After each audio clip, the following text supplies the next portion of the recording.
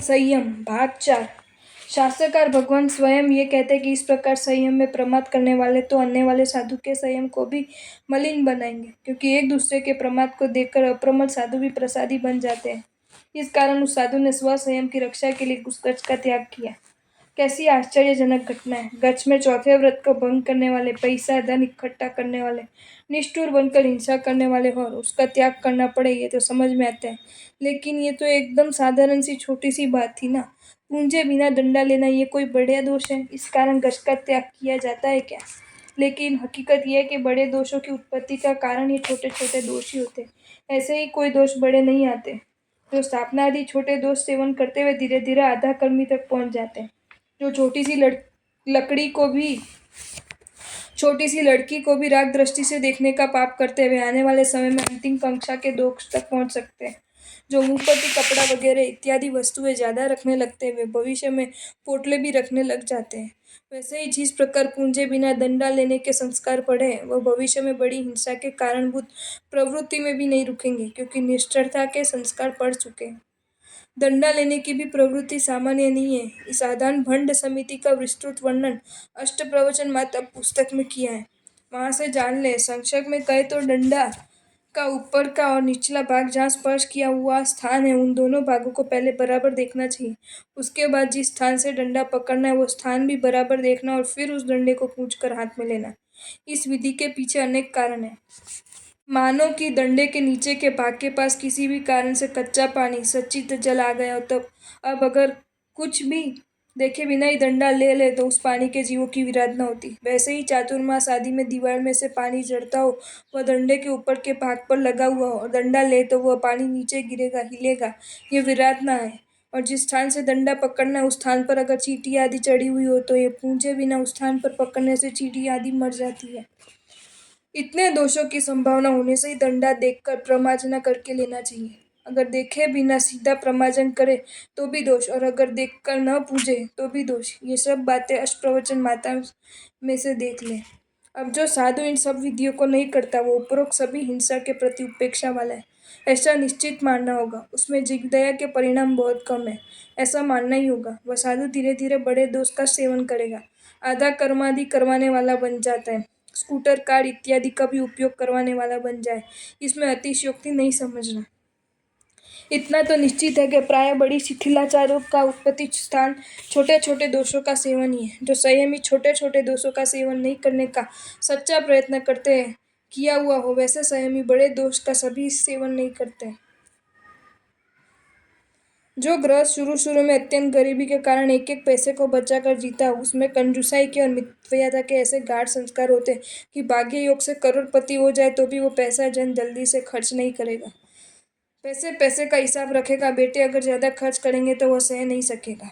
जिन गर्भ श्रीमंत युवक को अत्यधिक धन खर्च करने की आदत लग जाती है, वे दुर्भाग्य से गरीबी आने पर भी अधिक धन खर्च करने को आदत से बहुत परेशान होते हैं। वैसे ही जिस साधु में पहले से ही आचार विषय की बातों में गाढ़ संस्कार पड़ गए हो, वे बाद में कभी छोटे छोटे अतिचार सेवन करने का समय आने पर झुंझला जाते, मुरझा जाते, रो पड़ते हैं। देखो ना, जिस गज के साधुओं को पहले से ही ऐसे संस्कार मिले कि बाड़े का या संडास का उपयोग नहीं करना, दूर ठंडिल जाना, वे संडास का विचार तक नहीं करते और बाड़े में भी कभी एकाध बार जाने के लिए भी तैयार नहीं होते। वे इस प्रकार का पाप कर ही नहीं सकते। इसी कारण वे ऐसे स्थानों पर ही जाते जहाँ ठंडिल भूमि मिलती हो। वैसे ही जिन्हें निर्दोष गोचरी के गाढ़ संस्कार हो, वे मिश्रा आदि दोष वाली गोचरी भी वापरने के लिए तैयार नहीं होते। ब्रह्मचार्य के 9 वाड़ों के गाढ़ संस्कार वाले उपाश्रम में अकेली बहन आती है तो अच्छा नहीं लगता। सूर्यास्त के बाद कोई वृद्धा भी उपाश्रम में हो तो उन्हें अच्छा नहीं लगता। साध्वीजियों का आना जाना भी उनके लिए उद्वेग का कारण बनता है। अगर संयम जीवन जीना है तो शुरू से ही छोटे छोटे आचारों का गाढ़ संस्कार पालने चाहिए। वे छोटे गाढ़ संस्कार भविष्य में बड़े पतन से निश्चय से बचाएंगे। अरे पतन की बात ही नहीं होगी। बड़ी उम्र में एक व्यक्ति ने दीक्षा ली, अनेक वर्षों तक दीक्षा का पालन किया। गच्छ अत्यंत आचारवंत होने से उसमें जीवदया के संस्कार गाढ़ बन गए थे, लेकिन अधिक उम्र हो जाने से संयम पालन करने में असुविधा लगने लगी। उन्हें घर जाने का मन हुआ। एकांत में अपने बड़े पुत्र को कह दिया कि तुम मुझे लेने आ जाना। मेरे से इस वृद्धावस्था में साधु जीवन की कठिनाई अब सही नहीं जाती। और अहमदाबाद गिरधर नगर के उपाश्रम में शाम के समय वो बड़ा लड़का आ गया।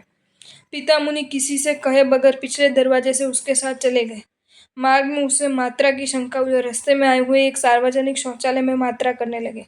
लेकिन जीवदया के गाढ़ संस्कारों ने महत्वपूर्ण कार्य किया। बरसों से साधु जीवन में वो प्याले में मात्रा कर जमीन पर पलटता था। एक भी जीव न मर जाए उसकी जागृति रख रहा था। मात्र 48 मिनट में सूख जाए उसके लिए जागरूक रहता था। इसी कारण वो मात्रा को अलग अलग जगह पर थोड़ा थोड़ा कर पलटता था, जिससे समुचित जीवों की विरधना न हो। अब उस शौचालय के अंदर मात्रा करने का उसका मन नहीं हुआ। इसमें कितने समुचित जीवों की विरधना होगी, अब काय की भी विरधना होगी और शौचालय का मात्रा भी कब सूखेगा। इसमें कितने त्रस्त जीवों का जन्म मरण होगा। वो उसमें मात्रा नहीं कर सका। बाहर निकलकर अपने पुत्र से कहा कि मेरे से इस संसार में जिया नहीं जाएगा, फिर से मुझे मेरे गुरु के पास ले चलो। वे दोनों पिता पुत्र गुरु के पास आ पहुंचे। गुरु के चरणों के आंसू से धो डाले, फिर से दीक्षा की मांग की। गुरु के पूछने पर बताया कि मैंने माता दाढ़ी करवाने का पाप किया है, इसके सिवाय दूसरा कोई पाप नहीं किया। उस आत्मा की सुपात्रा देखकर गुरु ने फिर से दीक्षा दी। करीबन 50 वर्ष पहले बने हुए इस प्रसंग से ऐसा लगता है कि साधवाचारों के पालन की प्रतिम शक्ति है। यह साधु भी अगर साधु अवस्था में वाड़ा शौचालय आदि में जाता होता तो उसका सार्वजनिक शौचालय में मात्रा करने में कोई संकोच नहीं होता और वह निश्चय से संसारी बन जाता। अंतिम वय में इस प्रकार चारित्र तोड़कर संसार में जाने के बाद उनके पाप करके वह कितनी दुर्गति को प्राप्त करता, ये तो सर्वज्ञ ही बता सकते हैं। लेकिन उसको इस जीवदया के संस्कारों ने बचा दिया। निश्चय नहीं कि बड़ी बड़ी बातें करने वाले और इस मार्ग की उपेक्षा मजाक करने वाले इस बात को कैसे समझेंगे कि इस आचार मार्ग के पालन से आज तक अनंत अनंत आत्माएं निश्चय नहीं कि राजाधिराज बने। अनंत अनंत जीवों ने अपने पतंग को रोका है। अनंत अनंत जीवों की संभवित अनंत अनंत दुर्गतियां अटकी है। इस सूक्ष्म आचार का पालन अनुभव से भी अनंत गुना शक्ति वाला है। ऐसा कहे तो भी कुछ गलत नहीं है। जिन्होंने इस गुप्ती समिति की उपेक्षा की उनकी बेहाल दशा का संपूर्ण विश्व देखता है, जानता है। उसका क्या वर्णन करना। खैर, जो संयम अभिलाषी मोक्षाभिलाषी है वे तो ये सब जानने के बाद ऐसे आचार संपन्न बने कि किसी भी चीज को लेते समय या रखते समय पहले देख ले और फिर रजोहरण से बराबर प्रमार्जना कर उस वस्तु को लेवे या रखे। वस्तु जहाँ से लेनी है, जहाँ रखनी है, उस स्थान को आंखों से बराबर देखना, यह है प्रतिलेखन। वस्तु जहाँ से लेनी हो या रखनी हो उन सभी स्थानों पर रजोहरण से पूछना व प्रमार्जन दोनों में से एक भी न करो तो नहीं चलता, वह अतिचार होता है। इसी की सूक्ष्म जानकारी के लिए अष्टप्रवचन माता की आदन भंड निक्षेपना समिति को पढ़ना चाहिए। लघु वड़ी नीति अविदिति कर्ता शासन हिल न पामे, बोधि दुर्लभता विराधना दोषति मुनि वरा में पन्नते। लघु नीति मतलब मात्रा, वड़ी नीति यानी स्थंडिल। अगर ये दो अविधि से करने में आए, जहाँ कहीं भी किसी भी समय किसी भी तरह करने में आए, तो इसमें निश्चयता से शासन की अप्रभ्राजना होती है। अगर प्रत्येक व्यक्ति को अपना स्थंडिल मात्रा अत्यंत अप्रिय हो, उसे स्पर्श करने में भी जुगुप्सा होती हो, तो दूसरों के स्थंडिल मात्रा के प्रति तो दुर्गंचा अरुचि होनी की है। उसमें भी अभी का जमाना तो सफाई पसंद है। आज के शहर लोग रोज रोज स्नान करने वाले, प्रतिदिन कपड़े धोने वाले, अप टू डेट बनकर घूमने वाले उच्चतम शौचवादी है। उसमें भी सबसे ज्यादा समृद्धि को धारण करने वाली जैन प्रजा तो अत्यधिक शौचवादी है। हम सबको उनके साथ संबंध परिचय भी अधिक प्रमाण में। ऐसी परिस्थिति में शहरों में रहकर जहाँ तहाँ संडिल मात्रा पलटने से आज तक सैकड़ों बार गाली गलौज के प्रसंग बने, उसमें कुछ प्रसिद्ध भी बने। इससे भी अधिकतर प्रसंग को अनुभव करने वाले जानते हैं। संयमी उपासक के बाद रास्ते पर मात्रा पलटना चाहे तो पास पड़ोस में रहने वाले गुस्से होते हैं।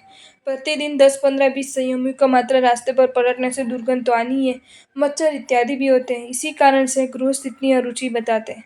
स्थंडिल पलटने के विषय में तो इससे भी अधिक मुश्किल है।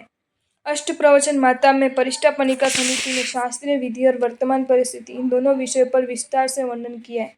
उसमें भी वर्तमान काल में स्थंडिल मात्रा के अलग अलग 22 शासन हिलनादि के प्रसंग दिख रहा है। ये सब उस पुस्तक में से पढ़ लें। उसमें न लिखे हुए बाद में जानकारी में आए कुछ प्रसंग। अनुस्तु के पास सरसवणी गांव में एक शाम 3-4 मुनिराज ठहरे। एकदम छोटा सा उपासक, उसके पास अजैन मंदिर, उन दोनों के बीच में 2-3 हाथ चौड़ी छोटी सी गली। उपाश्रय गांव के बीचों बीच था और आसपास अजैनों की बस्ती।